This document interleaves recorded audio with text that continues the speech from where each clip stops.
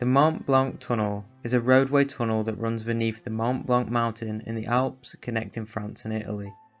The tunnel was one of the most important transalpine transportation routes, especially for Italy, which used it to transport a third of its freight to various parts of northern Europe.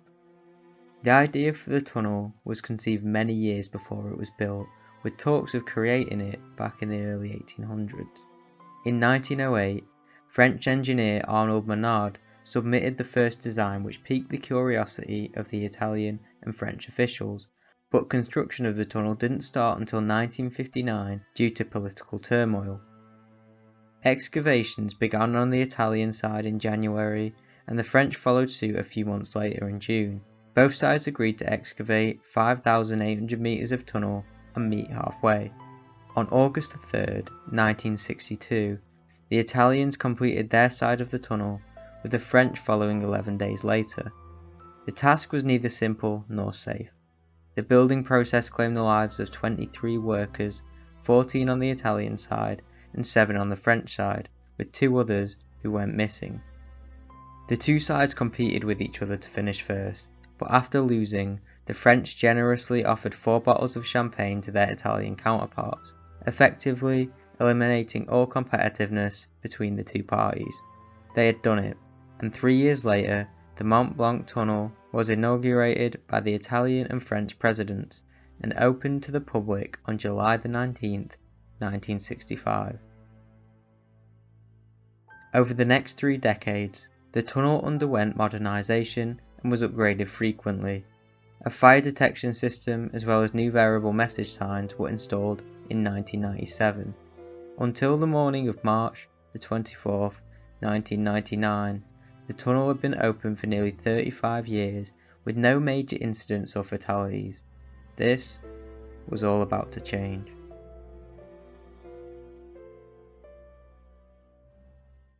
That fateful morning, a Volvo VH12 tractor-trailer, registered in Belgium, driven by Gilbert Degrave, came to a halt at around 10:45 am to pay the toll fee.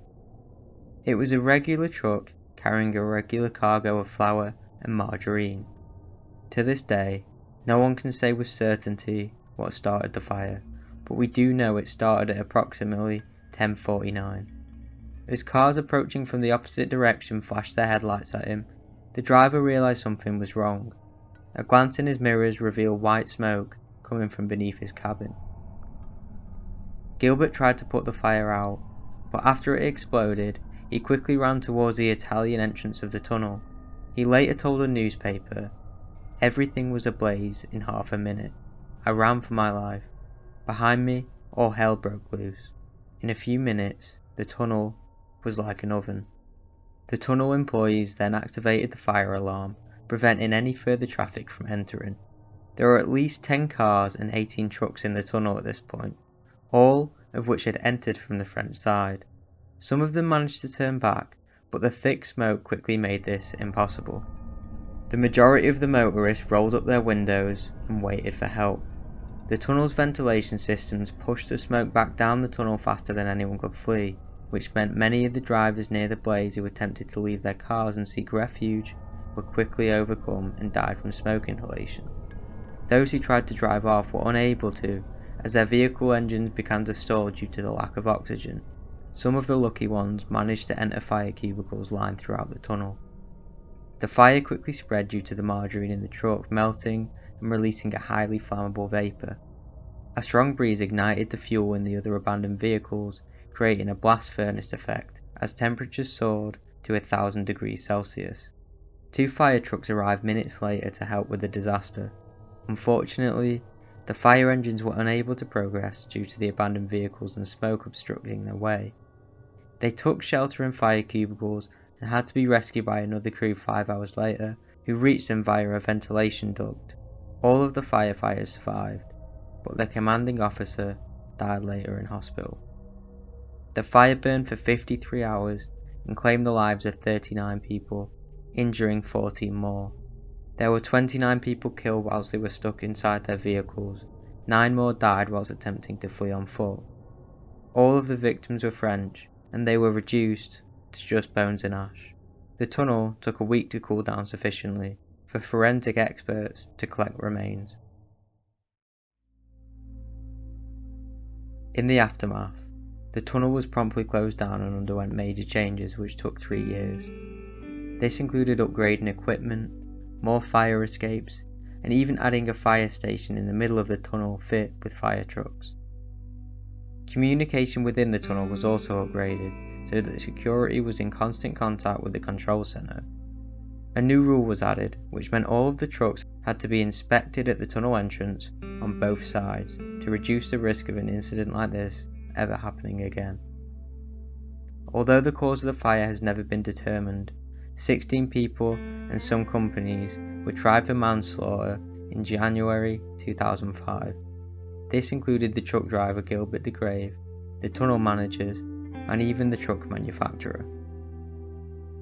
Some people believe the fire started due to a carelessly discarded cigarette, whilst others blame mechanical faults and the truck's poor maintenance. On the 27th of July 2005, 13 out of the 16 defendants were found guilty and received sentences ranging from fines to jail time. Gilbert Degrave received a 4-month suspended sentence.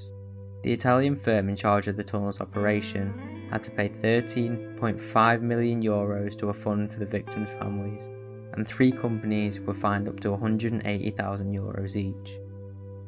After the trial, a lawyer for the victims' families said, "The punishments are balanced, there are no scapegoats. Every level of security bears some responsibility. Obviously, we'll never get our dead back, they will never return, but life goes on, and this verdict allows us to look to the future." There now sits a plaque on the French side of the tunnel, honouring those who died in the fire.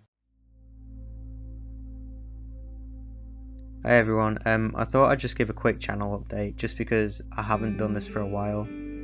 Whilst recording this video, my voice was really rough, as you could probably tell, mostly because I've been watching the football and I had friends from uni coming down this weekend to visit me and all that stuff. So yeah, I recently got accepted into the YouTube partnership after getting rejected last time, which is great news for the channel because I think it means it will hopefully push the videos out to a bit of a further audience, and I will get a little bit of money back from the videos that I make.